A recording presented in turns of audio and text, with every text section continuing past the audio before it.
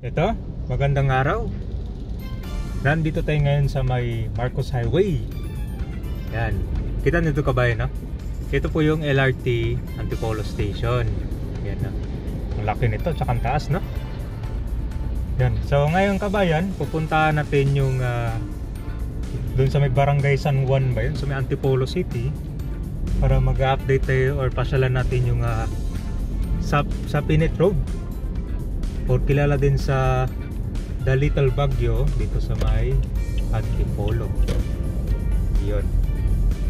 No, para kung ayaw niya nang gustong pumunta ng Baguio guys, dito yun yung papasalan natin. Para siyang Little Baguio kasi nga guys, maraming mga puno dun sa lugar na yun. Then so dito tayo nagsimula. Sa may crossing lang ito, sumulong highway na yan. Pag kanan tayo dyan, papunta na yun sa city proper ng Antipolo City, doon sa may City Hall. Papunta rin ng kanya Tanay Rizal.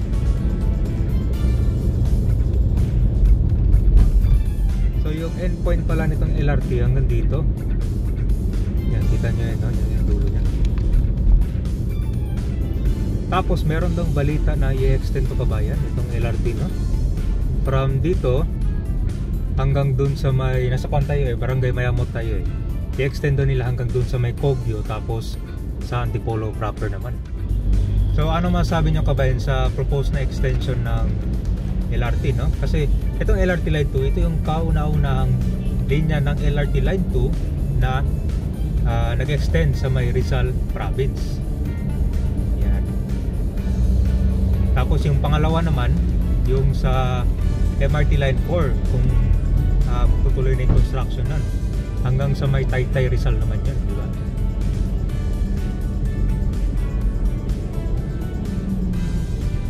So dito i-extend yan pag natuloy yung guys proposal yan.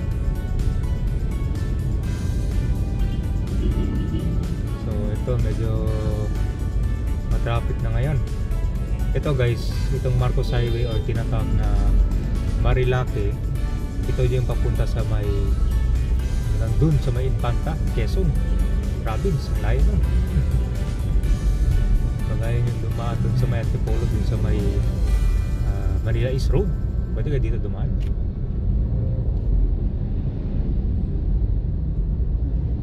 So ito guys, linga-linga na lang kayo dyan kung madadaanan natin yung mga bahay nya.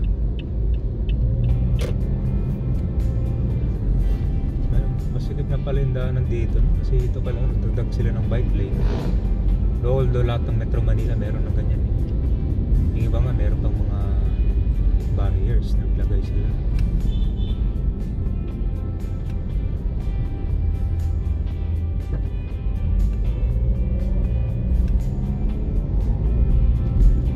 Traffic yung pabalik, oh. Balik ng Metro Manila. Ito yung mga motor, kita nyo yan, no? Nagsuserving na sila, lampas na sa orange line, no? Yun, no? Kaya lalong sumisikip yung daanan. Oh, ayun po.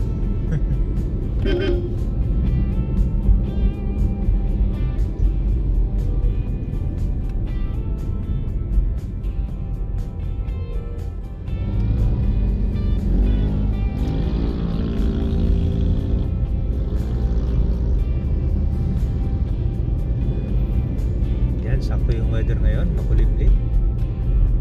Hindi masyadong maaraw. Kasi pag maaraw, ganyan, against the light, puro black and white yung marirecord natin.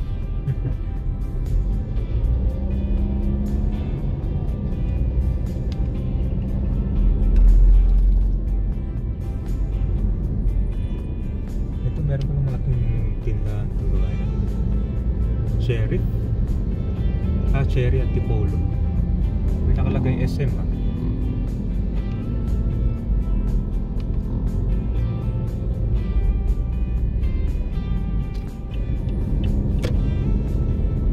Dito marami palang mga account dito guys sa vendors. Kaya yan, para sa mga usually mga bikers yan, kasi alam nyo yung mga nagbabike dito, mahiligin silang ayun kan pala yung sikat na pasara dun sa may parang zigzag road dun sa may Marilake. lampas na ng Tanay yun. Doon marami mga motorista na mamasyal doon. Kaya pansin nyo, ang dami yung mga accessories para sa motor, tsaka sa mga bike, tsaka mga pagkain. Dito yan sila madalas stop over.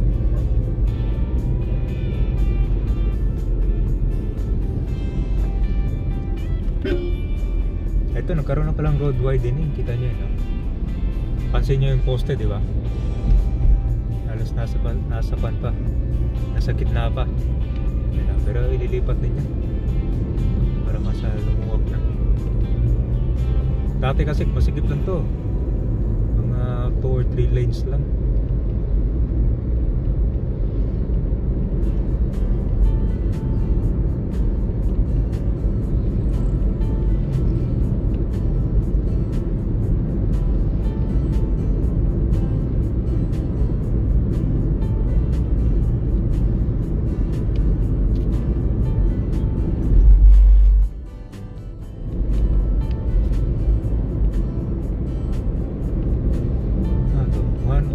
Plaza.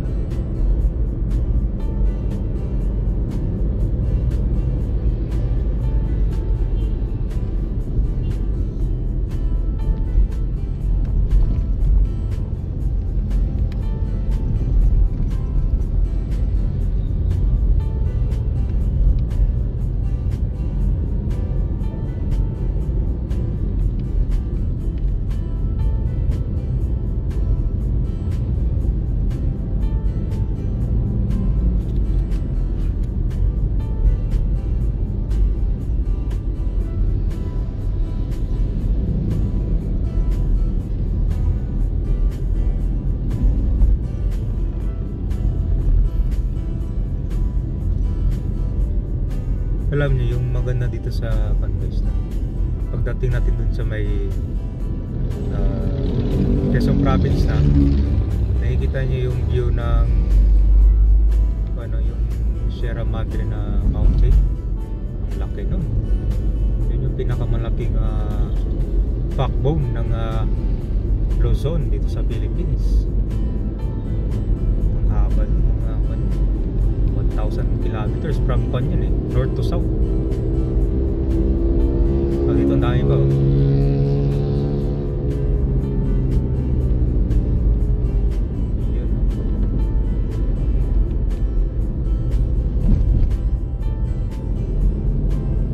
Guys, nasa pan pa tayo, Marilake.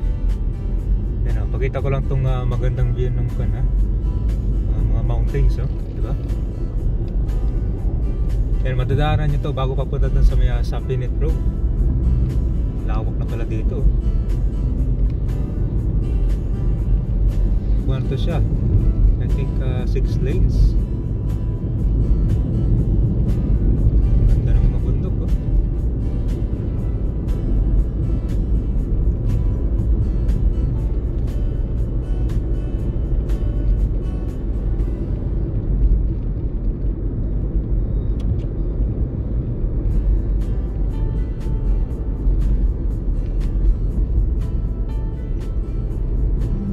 So ito na kabayan na, papasok tayo ng Sapinit Road. Dito na, pakaliwa. So ito guys, nandito na tayo. Papasok na to ng Sapinit Road. So yung kwan pala, no, di ba galing tayo dun sa may LRT Antipolo Station. Hanggang dito pala walang gas station. So kapag magjo-joyride kayo kabayan, magpagas na kayo dun sa may Marikina, dun sa LRT Antipolo Station, kasi medyo malayo yung gas station nila. After 30 minutes. Yan, kasi tinignan ko dun wala akong nakikita gas station dun, kaya baka makakataya. So ito na, packet ito ng bundok guys, pupuntahan natin. Yun pala siya, maliit. Ngayon, kaya ako kayo pinasyal dito guys, kasi di ba tinatawag na the little Baguio ito ng Antipolo City. Alam niyo naman di ba ang layo ng Baguio. Banyan, 3 to 4 hours 3 to 4 hours from Manila. Tapos yan via NLEX to TPLEX. Yan yung pinakamabilis na daanan nyo. Paano pag nag Marcos Highway kayo, di ba? Tagal, abutin ng kanyan 7 to 8 hours ang biyahe. So parang ko na rin to kabayan, parang tour namin. Yan. Basta ang tawag ito Sapinit Road. Yung mahaba yun kasi pagpasok natin doon puro mga pine trees na yung makikita natin.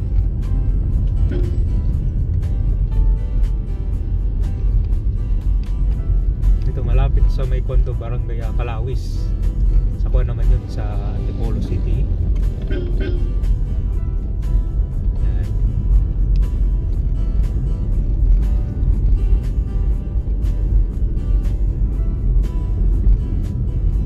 Ito unknown road yung kuha. Pero ilalagay ito sa Condo Kabayan sa Google Map yung ruta natin para dali lang naman, basta i-search nyo lang Sapinit Road. Tapos yun, wala nang imposible ngayon sa Google Map tsaka sa Waze or merong navigator.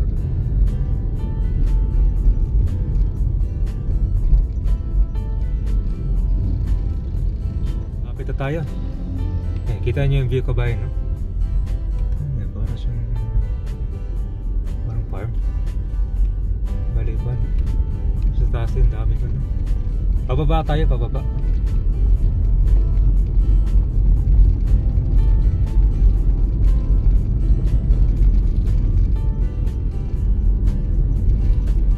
So yung to Calawis, matang ka na dyan, no?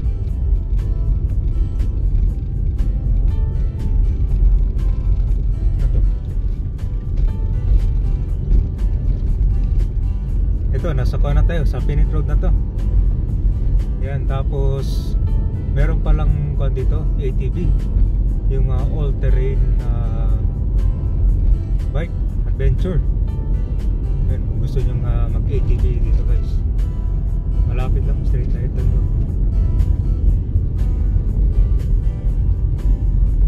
Yan, tayo, pwede akita ng bike dito.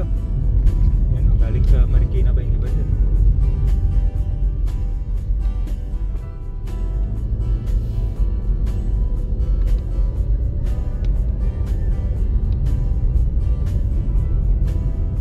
ATV kabayan na. Mountain Quest ATV. Yan, kung gusto nyo masyal.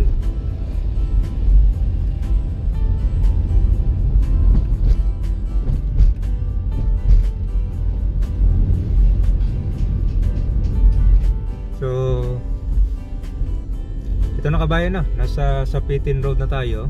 Balikuan pala siya, private property daw to. Tapos merong mga security personnel lang doon. Tatanungin lang kayo kung ano yung gagawin nyo.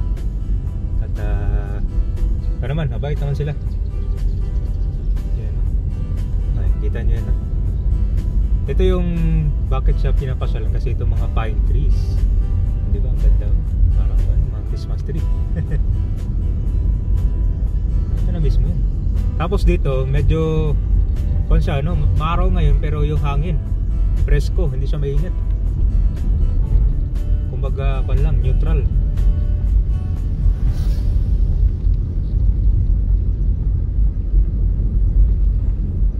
Diba? Lapit lang. Mahigit less than 2 hours nasa Baguio ka na.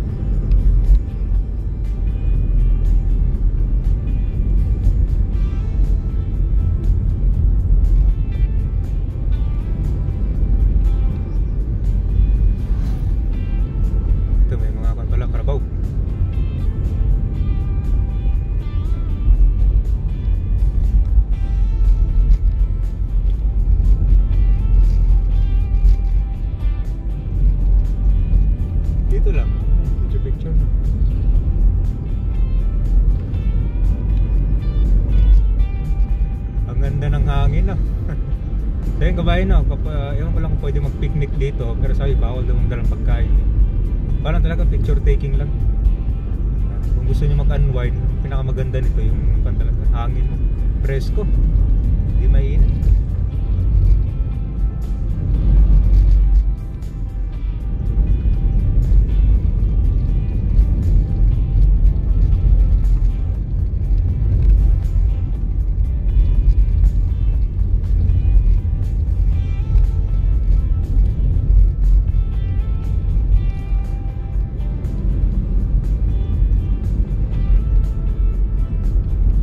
Pwede pala oh. Yung mga pagkain sa gilid, mga vendor pala.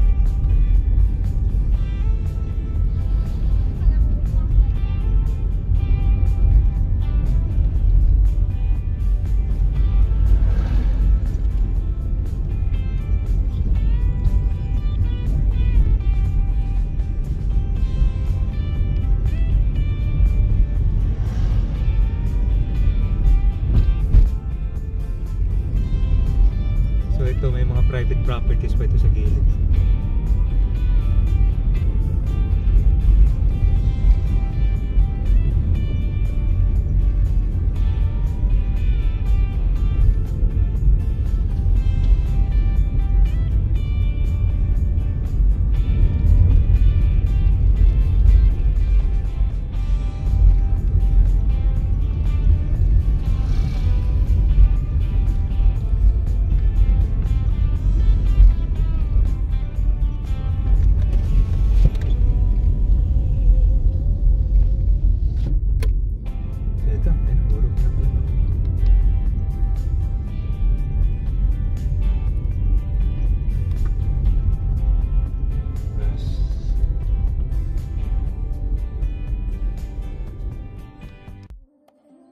Ito yung The Little Baguio sa may Antipolo, Rizal. Yan, dito sa may Sapinet Road, Barangay San Juan, sa may Antipolo. Madali lang siyang hanapin kabayan, no? Yan. So, kita nyo kasi, di ba, sa may Sapinet Road, puro mga pine trees. Yan, ha? Tsaka isa sa napapansin ko dito, yung buga ng hangin niya, hindi mainit. Kaya, random mo talaga na parang nasa Baguio ka. Yan na. So libre lang pumasok dito. At yan, pwede kayong mag-picture or tumambay. Yan na.